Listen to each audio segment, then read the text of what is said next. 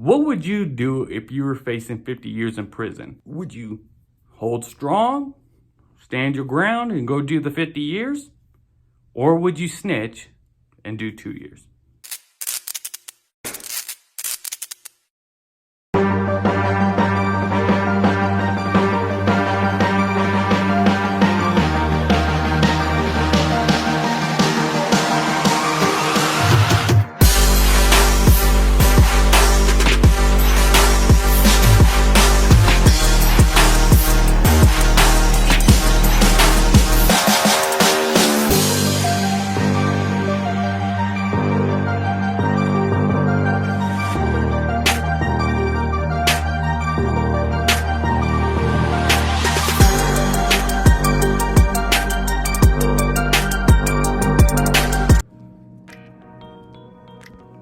What's up, guys? Welcome back to Media Wars. Thank you so much for supporting the channel and for subscribing. It truly means the world to me. I love you so much. You have no idea. If you ever want to come on the show, definitely let me know.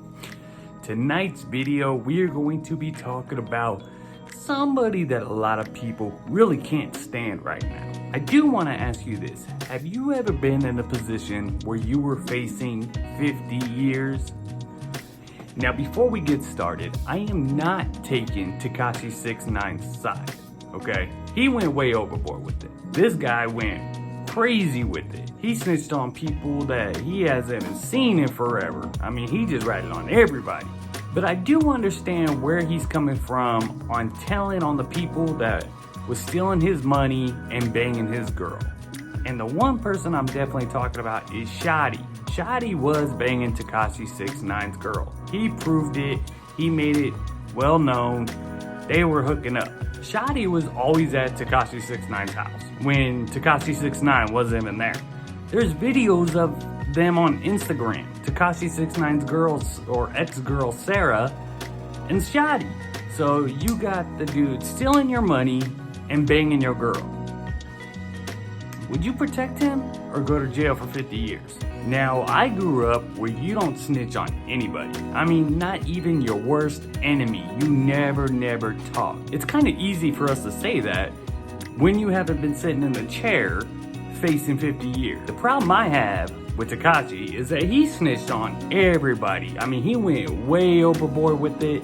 I'm surprised he did a day in jail, let alone what, a little over a year, 2 years? That's crazy.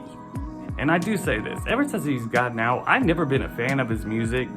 I mean, he's never been a mainstream rapper in my eyes. I thought he was just a big time music YouTuber. But ever since he got out, his music really went down. So the ones that help him get to where he was at, you know, the gang and everything, I think they were really helping him with his music as well. Now, Tekashi 6ix9ine was really well known for being greedy. This guy had millions of dollars, has millions of dollars, and his mom lives in a bad neighborhood with her front doorknob still broken from when he was living there when he was 14. How are you gonna have millions of dollars and not get your mom out of the ghetto, and not only that, pay for her damn doorknob? Somebody could walk in and rob your mama, Tekashi. Now, the entire world, besides a few people, I know Akon was really supporting Tekashi and some other ones, but a lot of people are really upset with Tekashi. One thing we know is don't tell him any secrets, because he will tell on you. The other thing that's really bothering me about Tekashi 6ix9ine is he's actually trying to make it cool to tell on people. His album was called Tattletale, and basically he's trying to make people tell on each other. He's trying to make it like it's a good thing. We all know that's never going to work. We all know you don't tell on anybody, Tekashi. You shouldn't have done what you did and put yourself in that position to begin with. You made the choices you made to get to where you wanted to go. And then, when it got too rough for you, you fired everybody and then snitch on everybody. Now, Tekashi 6ix9ine was kidnapped. That part I understand why he told too, because the way it sounded in the audio on YouTube, they were gonna kill him. Then again, I think, well, if they were gonna kill him, they probably wouldn't have done it, because the one guy was saying, let's just kill him, let's kill him, let's kill him. And the other guy that he used to work with was saying no. So maybe they weren't gonna kill him. Now, I saw the video on YouTube of him getting kidnapped. I can't really see anything, but you can somewhat hear it. So basically what happened is Tekashi 6ix9ine was, I believe, with his cousin. Basically, they were in a vehicle and they got hit a little tap from the back. That's actually really well known, at least out here on the West Coast. If it's late at night and somebody hits you in the back, if it's not really bad, do not get out. Especially, don't get out at all until you see them get out first and you can kind of observe who they are. And sometimes that's not even safe. You might see a young girl get out, then you get out, then you got 20 dudes surrounding you. So they end up hitting the car. The driver gets out, Tekashi's cousin, to see what's going on. He's basically telling them it's okay. Before Tekashi can even look to the side, he saw in his rearview mirror a guy running up to his car. He didn't see a gun or anything until the guy actually opened the door. They made Tekashi 6ix9ine get out of the car. When he gets out, you can hear Tekashi just saying, "I'm sorry, I put money in your pocket. I've been trying to reach you." That's a red flag already, because you're already lying. You know you weren't trying to reach the guy. You just hear Tekashi freaked out, scared out of his mind, which he should be, and like anybody else in a normal situation like that. Well, that's not a normal situation, but anybody normal, we would be scared too if we were in that kind of situation. Now, apparently they took Tekashi, threw him in the backseat of the car, and started beating him up. You don't hear any of that on the video because it's just what's inside Tekashi's car. Now, apparently, while he was inside the car, one guy had a gun on Tekashi the entire time saying, "Let's just kill him, let's kill him, let's kill him, let's kill him." And the other guy that he used to work with, I'm not gonna say any names, but he was telling the other guy, "No, we're not gonna kill him. We're not gonna kill him yet." Now, after arguing with each other a little bit, well, at least punking Tekashi out, yelling at him for the money that apparently he felt that was owed to him, Tekashi 6ix9ine said, "I don't have any money and the banks are closed. It's, late night, early morning." But Tekashi did say he had a bunch of jewelry at his house worth up to about $100,000.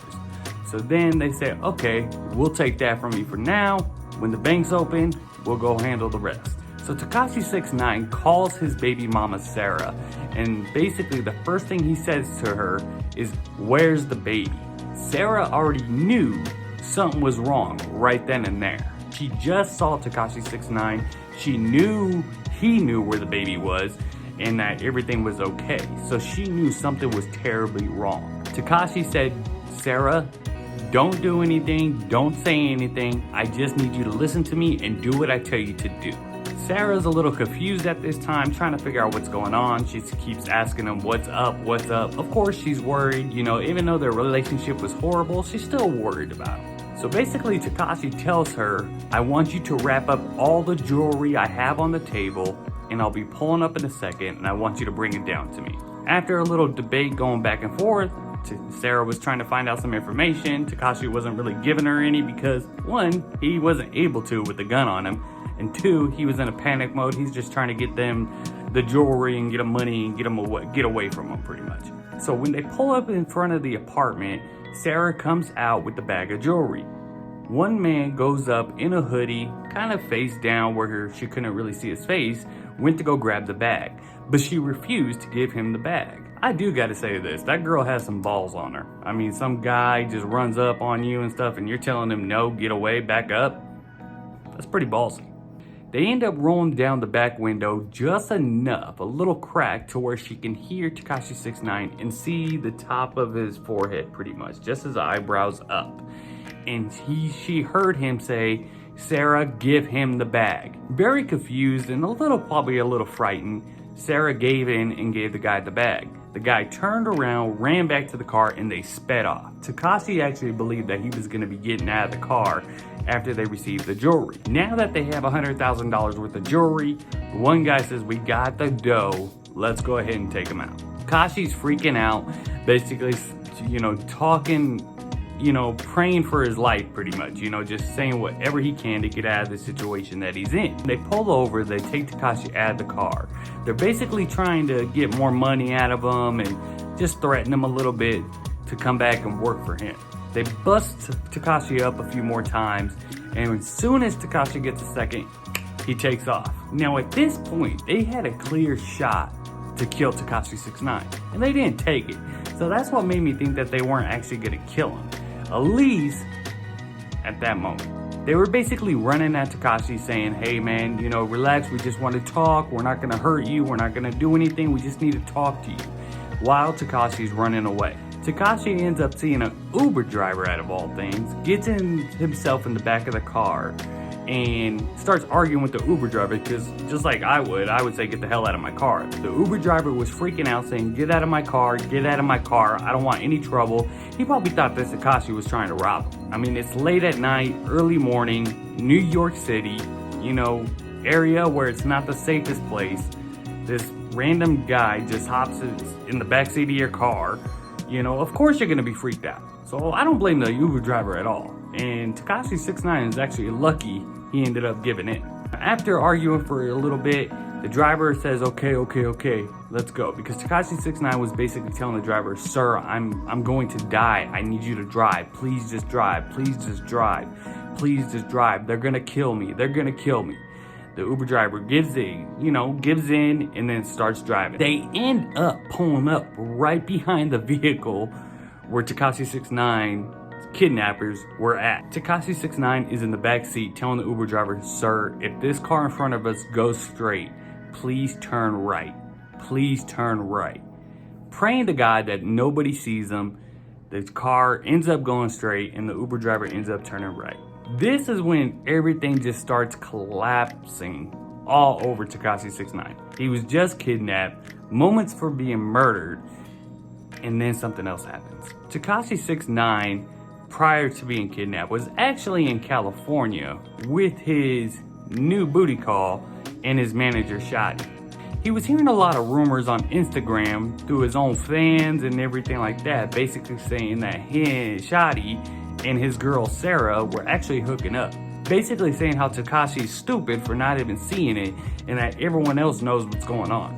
Tekashi actually came up with a smart plan. He asked Shotty if he could use his phone because his was apparently dead. Shotty didn't think of anything, he just said, yeah, no problem.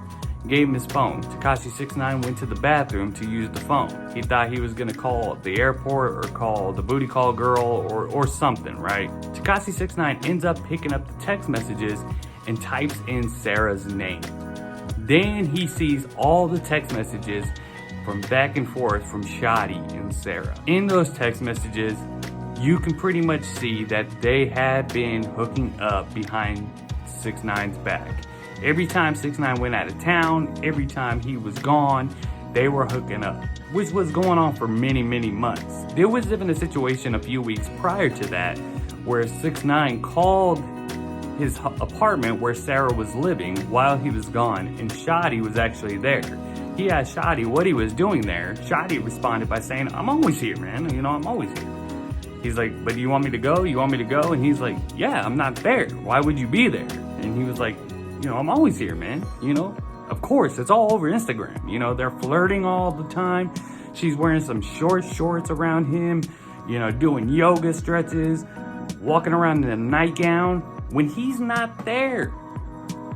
It's common sense, 6ix9ine. You should have saw this coming a while ago. 6ix9ine is fewed up. Basically, he's got everything going wrong. He ends up going out to Dubai. While he was going to Dubai, he knew the heat was coming down and people were getting arrested.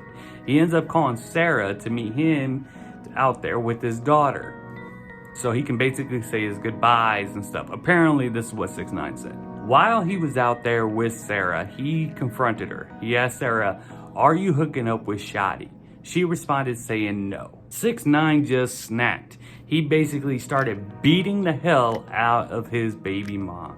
Now, one thing I don't like is cheaters, but the one thing I can't stand is beating up a woman, especially in front of your daughter. Now, apparently he gave her a beating so bad, she never felt any pain like this before in her life. She never had any kind of beating like this. He was punching her, stomping on her, kicking her, smacking her, pulling her hair, everything. She was screaming and crying, telling him to stop, that it was not true. Basically, you know, pleading for her life, it seemed like at that moment. To this day, Sarah actually denies that her and Shotty actually hooked up, but it was pretty much proven that they were, and we all have common sense. You know, I don't like saying that, you know, she's a liar, but it's like, you're walking around in a nightgown, a short mini nightgown, with him alone in your apartment at 10 o'clock at night. Now, Tekashi ends up getting arrested, But before that, he actually went on the Breakfast Club, podcast. Well, I guess you won't say a podcast, radio show, TV show, whatever you want to call it. I watch it on YouTube. It's actually a really good show. Basically saying how he fired everybody. He's done with Treyway. He fired all of his leadership, everybody. He's basically doing his own management. He's doing everything on his own. And that's before he was kidnapped and everything like that. After the kidnappers, they weren't kidnappers at the time. After they saw the Breakfast Club, that's when they kidnapped him and pretty much everything went down. Could have the timing mixed up, so forgive me if I do. I should have looked into it a little bit more before I did this video. But I think they kidnapped him after the Breakfast Club interview. Now, he ends up getting arrested with multiple felonies. And this is what I don't understand. Now, Tekashi was facing 50 years in prison. 50 years. Unless he ended up snitching, which of course we all know that he did. He ended up doing about I think it was 2 years, maybe a little bit less than that. I can't really remember. He didn't do a whole lot of time, that's for sure. But what I don't understand is he actually hired a guy to go murder somebody. Was on audio. Apparently the person that was supposed to be murdered got shot at that day. And Tekashi 6ix9ine ratted on him. So he hired someone to go murder somebody. And then ratted on the guy for doing it. The kidnappers, I understand that you snitched on. And Shoddy for banging your girl, I understand you snitched on. He just went way overboard with it. He snitched on everybody. He broke the most sacred code to everybody. Everybody says, there's no snitching. The streets know that. Everybody knows that. You don't snitch on anybody. I don't even snitch on coworkers. I don't snitch on nobody. You just don't do it. But it's easy for me to sit here and say you don't snitch, but I never been facing 50 years in prison myself. What would you do if you were facing 50 years in prison? Would you hold strong, stand your ground, and go do the 50 years? Or would you snitch and do 2 years? Tekashi 6ix9ine's been released from prison. He's been doing music. It sounds horrible. His career pretty much went down the drain. Like I said, I never thought he was a mainstream rapper.